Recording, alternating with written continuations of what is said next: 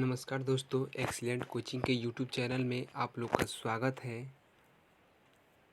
Excellent coaching Sarna में आपका स्वागत है। आज हम लोग इस लॉकडाउन के चलते आप लोग कहीं कोचिंग ट्यूशन नहीं जा पा रहे हैं, जिसके चलते हम आप लोगों के लिए ऑनलाइन क्लास शुरू किए हैं, जिससे आप 2020 और 21 के मैट्रिक एग्ज़ाम में देने के लिए आप बढ़िया से प्रिपरेशन कर सकें, तैयारी कर सकें। चलिए हम लोग आज मैथ का अर्थमेटिक प्रोग्रेशन एपी पढ़ेंगे। अध्याय 5 क्या पढ़ेंगे आज हम लोग पढ़ेंगे हमारे एक्सीलेंट कोचिंग सेंटर या एक्सीलेंट कोचिंग सरना में आपका स्वागत है। यूट्यूब पर जाइए और एक्सीलेंट कोचिंग सरना करिए, आएगा, और बाय नीरज सर के द्वारा, और उस पर लाइक सब्सक्राइब करना ना भूलें। आज हम लोग पढ़ेंगे मैथ। क्या पढ़ेंगे? मैथमेटिक्स क्लास 10th का। कितना? क्लास 10th का, जिसका नाम है अर्थमेटिक प्रोग्रेशन, जिसे हिंदी में कहते हैं, क्या कहते हैं हिंदी में? समांतर श्रेणी। क्या कहते हैं? समांतर श्रेणी। श्रेणी और श्रेणी में अंतर होता है, समांतर श्रेणी है। चलिए ये देखते हैं।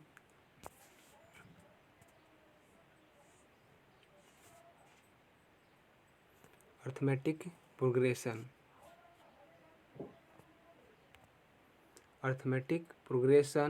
जिसे शॉर्ट कोड क्या कहते हैं? एपी। Theory of exercise 5.3। पहले हम लोग इस क्वेश्चन को सॉल्व करने से पहले हम इसके बारे में जान जाएंगे समांतर श्रेणी है क्या। आज हम लोग इस समांतर श्रेणी मतलब एपी का आज थ्योरी पढ़ेंगे, और थ्योरी के जस्ट बाद अगला हमारा क्लास होगा इसी का।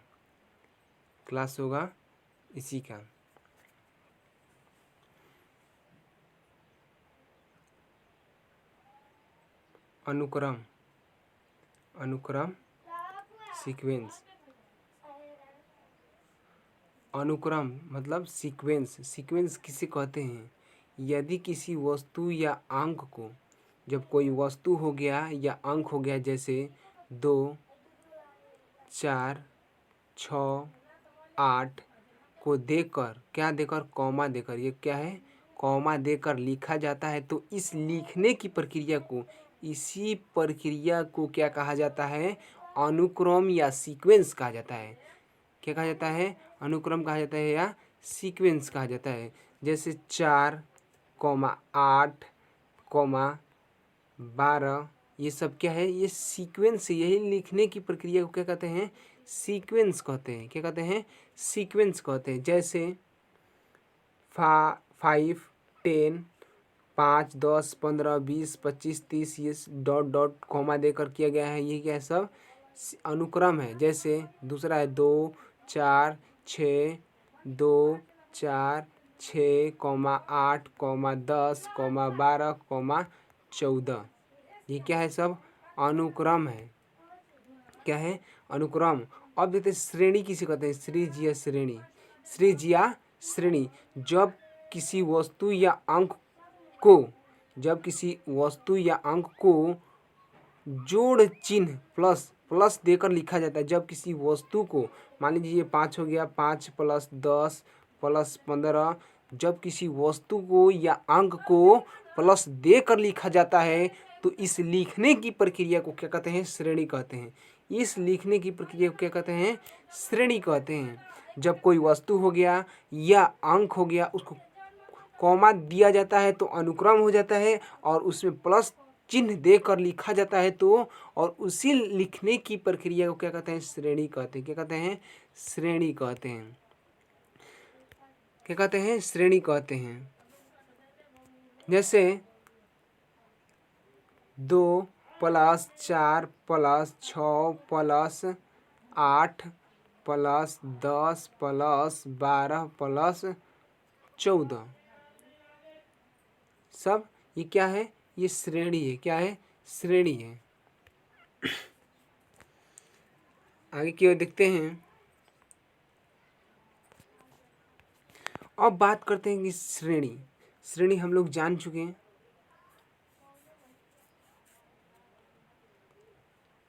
टाइप ऑफ प्रोग्रेशन मतलब श्रेणी कितने प्रकार की होती है। श्रेणी होता है, वो श्रेणी होता है। श्रेणी टाइप ऑफ प्रोग्रेशन, एक को कहते हैं सीरीज कहते हैं, एक को प्रोग्रेशन कहते हैं। सॉरी, ये क्या है, श्रेणी टाइप ऑफ प्रोग्रेशन। श्रेणी तीन प्रकार की होती है। श्रेणी तीन प्रकार की होती है। एक होती है समांतर श्रेणी, दूसरा गुणात्मक श्रेणी और तीसरा हारात्मक श्रेणी। जो हमें 10th क्लास में सिर्फ समांतर श्रेणी के बारे में जानना है। आगे चलकर हम इसका 11th और 12th क्लास में पढ़ेंगे। कितना, 11th और 12th क्लास में पढ़ेंगे। पहला है समांतर श्रेणी, अर्थमेटिक प्रोग्रेशन। अर्थमेटिक प्रोग्रेशन कहते किसे हैं, तो वैसी श्रेणी जिसमें अगले पद में से, वैसी श्रेणी अगले पद में से पिछले पद को घटाया जाता है और घटाने के बाद जो मान प्राप्त होता है और वो मान बराबर होता है, उसे क्या कहते हैं, समांतर श्रेणी कहते हैं। जैसे कह रहे कि वैसी श्रेणी जिसमें अगले पद में से पिछले पद को घटाने पर बराबर मान प्राप्त होता है, उसे समांतर श्रेणी कहते हैं। इसे शॉर्ट फॉर्म में एपी से सूचित किया जाता है। किससे, एपी से सूचित किया जाता है। जिसे एपी से सूचित किया जाता है। जैसे एग्जाम्पल में दिया है, क्या दिया है, 2, 4, 6, 8, 10, 12, 14 और 16 इतना दिया है। ठीक है, इतना दिया है। चलिए अब देखते हैं क्या कह रहा है कि वैसी श्रेणी, ये तो श्रेणी हो चुका।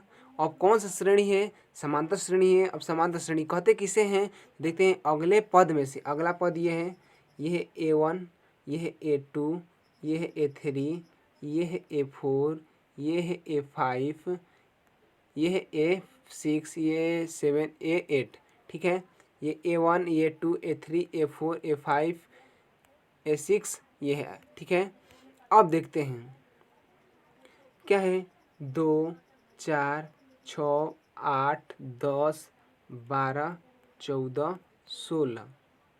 क्या, 16 सबको कॉमा देकर लिख दिए।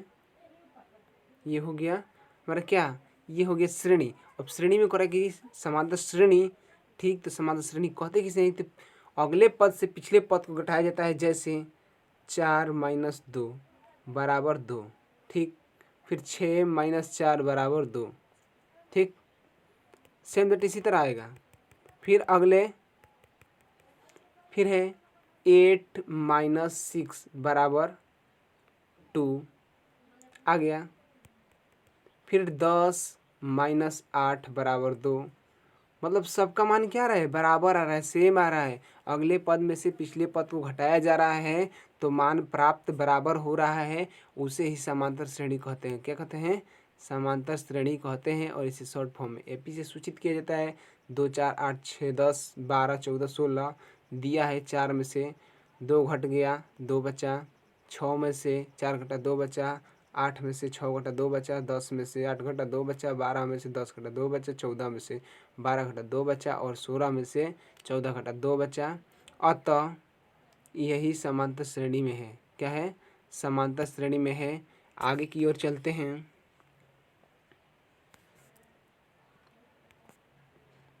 सार्वंतर, पदांतर या सर्वांतर, कॉमन डिफरेंस। इसे एक ही नाम है, कॉमन डिफरेंस। सर्वांतर किसे कहते हैं, इसे डी से, डिफरेंस से सूचित किया जाता है। किसे, डी से सूचित किया जाता है।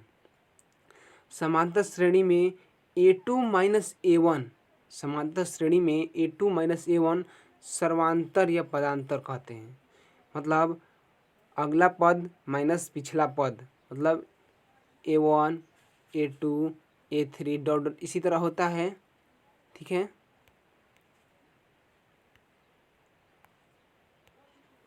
जैसे होता है A1, A2, A3 A4 A5 A6 dot dot हो गया।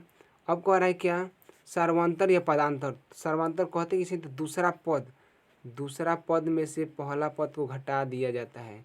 मतलब A2 माइनस A1 बराबर जो मिलता है वो कॉमन डिफरेंस कहलाता है। क्या कहता है, कॉमन डिफरेंस कहलाता है। समझ में गया। आगे फिर देखेंगे A3 में से A2 को घटा देंगे तो मिलेगा कॉमन डिफरेंस।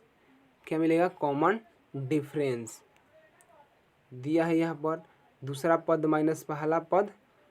ठीक है, जिसमें एक क्वेश्चन करते हैं, यदि क्वेश्चन है यदि 10 20 30 40 50 एपी में है, क्या है, एपी में है तो सर्वांतर ज्ञात करें। क्या करें, सर्वांतर ज्ञात करें। क्या करें, सर्वांतर ज्ञात करें। और जो डी है वो A1 है। A1 कितना है, 10 है। A2 कितना है, 20 है। कितना है, 20 से सर्वांतर मतलब कॉमन डिफरेंस कितना होता है, A2 माइनस A1 मतलब 20 माइनस 10 बराबर कितना हो जाएगा, 10 हो जाएगा। कितना हो जाएगा, 10। तो हमारा आंसर इसका कितना होगा, 10 होगा। चलिए आगे की ओर देखते हैं। इसका आंसर आया कितना, 10 आया है। अब देखते हैं एपी में पद, एपी में पद, एपी में पद टर्म इन एपी। एपी में पद क्या होता है, ए कॉमा ए प्लस डी कॉमा ए प्लस 2D कॉमा ए प्लस 3D कॉमा ए प्लस 4D। ये क्या है, एपी में पद है। क्या है, एपी में पद है। ये क्या है, एपी में पद है। इसको एपी में पद कहते हैं। जैसे हल करेंगे, क्वेश्चन है यदि पहला पद 5 है और सर्वांतर डी है तो एपी में लिखिए, एपी पद में लिखिए। तो इसी को लिख देंगे, लिखने के बाद ए और डी का वैल्यू रख देंगे तो हमारा एपी में पद निकल जाएगा। जैसे एपी में पद है A1 A plus D A plus 2D A plus 3D, तो निकालेंगे ए की जगह पर ए का मान 5 और प्लस डी की जगह पर 7 रख देंगे। और इतना करने के बाद हमारा मान 5 12 19 और 26 आएगा। ये क्या है, एपी में है। क्या है, एपी में है। और लास्ट जो पॉइंट है, एनवा पद। कौन सा पद, एनवा पद या व्यापक पद या अंतिम पद, जिसे हिंदी में कहते हैं nth टर्म या एंड टर्म या जर्नल टर्म या जर्नल टर्म। एपी में है तो ए एन बराबर होता है a plus n minus 1 into d. क्या होता है,